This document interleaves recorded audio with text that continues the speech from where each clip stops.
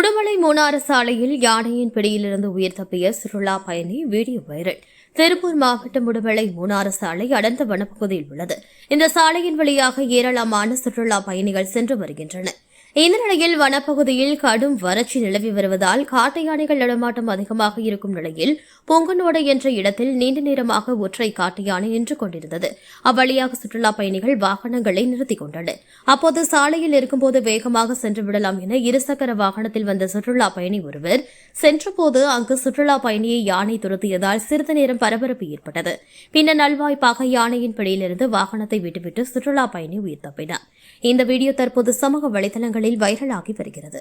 இந்த நிலையில் உடுமலை மூணாறு சாலையில் செல்லும் சுற்றுலா பயணிகள் வனவிலங்குகளுக்கு தொந்தரவு செய்யக்கூடாது, அதிக ஒலி எழுப்பக்கூடாது மற்றும் வனவிலங்குகள் சாலையில் சென்றால் அவை சென்ற பின் வாகனங்களை இயக்க வேண்டும் என அறிவுரை வழங்கியுள்ளனர்.